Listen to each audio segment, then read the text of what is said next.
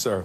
Thank you. Here to unpack Griner's detention and what it means, we have historian Kimberly St. Julian Varnon and former State Department Senior Advisor Nayara Haq. Welcome to you both. Nayara, pull back the curtain for us for just a moment and help us understand, what do these negotiations look like in situations like this? And what are the options that are available to the Biden administration to bring Brittany and the others home? This isn't about rule of law and whether or not what Brittany did was wrong or not. And Kimberly can speak to that, too, about what actually is Russian law versus the amount of time that Brittany has had to already put in jail, which is well beyond what somebody domestically would pay for a small amount of personal use marijuana. This is about the rule of Putin. And the Orthodox Church is very much aligned with Putin, not only in support of the unlawful invasion of Ukraine, but also in the oppression of LGBTQ people. Brittany Griner was somebody who'd been going to Russia for 10 years to play sports, to make money that she could not make here in the United States. She is a known public figure in Russia. Putin took the opportunity to scoop her up, put her in prison, and turn her into a political hostage. So what is left is now to deal with this in the context of the war between the United States, NATO, and Russia, in which Putin has very little leverage against the United States. So he's going to make the United States pay for Brittany Griner. Kimberly, what does this history tell us about this type of detainment and how it might unfold, especially given that Brittany's pleaded guilty and that impact, as Nayara just noted, may have on getting her home?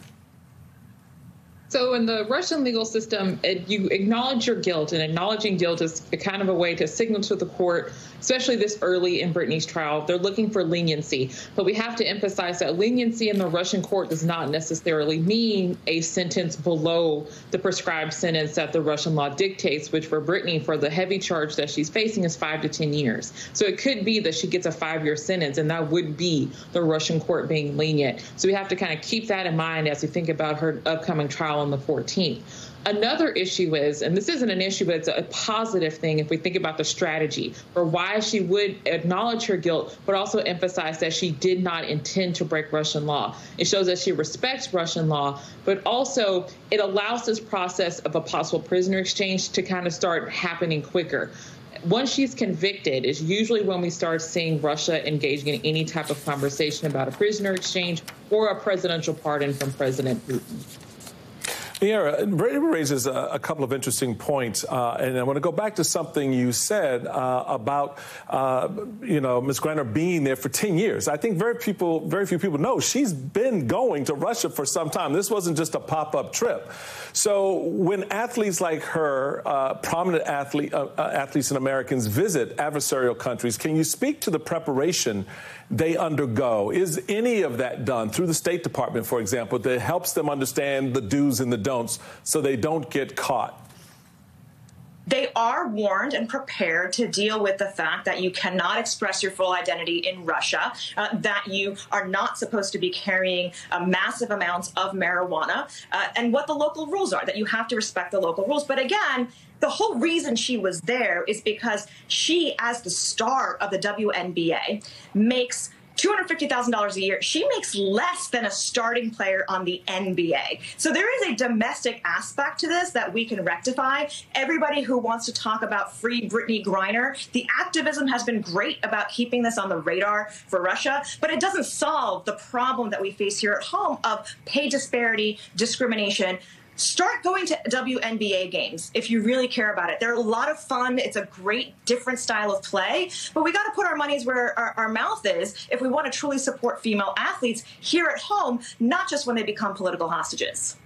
There's a lot of talk about a potential prisoner swap that would involve releasing notorious arms dealer Victor Bout to Russia. Kimberly, given Bout's high-level crimes, do you think there's a chance that the administration would make that kind of swap for him, for Griner and other Americans like Paul Whelan and Mark Fogel? Is that conceivable? I think it is conceivable because thinking about Victor Bout's crimes, and he's already served over half of his sentence in federal prison. So if we put that in perspective, he's not getting away, clear. on any of the charges that he's been convicted of. If we have to compare that to Paul Whelan, who's only in the 4th year of a 16-year sentence, and Brittany could be facing anywhere from 5 to 10 years. So we have to think about the lives that could be saved by letting Victor Bout be released.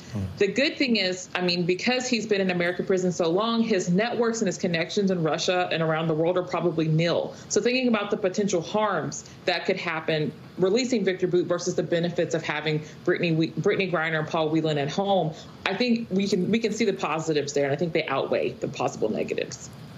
Kimberly St. Julian Varnon and Nayera Hawk, thank you both very much. Coming up, new details about what the January 6th Select Committee is planning after an 8-hour deposition with former White House counsel Pat Cipollone. What we're learning about how cooperative he was. Plus, in Georgia, a Fulton County DA has her eyes set on key Trump allies. The latest round of subpoenas, and is it just a matter of time until former President Trump receives one?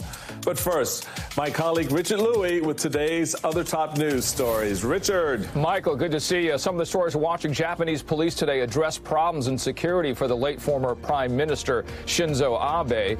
The police chief of the area where Abe was assassinated vowed to identify where things went wrong and to take appropriate measures to solve them. Secretary of State Tony Blinken saying today he urged his China counterpart to stand up against Russia's war in Ukraine. His meeting followed the G20 summit of foreign ministers in Indonesia. Secretary Blinken rejected China's claims to be neutral in his remarks to reporters. He said, quote, "There is a clear aggressor. There is a clear victim." And Twitter's board pushing back against billionaire Elon Musk's move to try to end an agreement to purchase Twitter. The board chair tweeted the board plans to pursue legal action to enforce that merger agreement. Elon Musk said in the filing seeking to end that agreement that he believed Twitter was in material breach of several of its provisions. More Simone right after this break.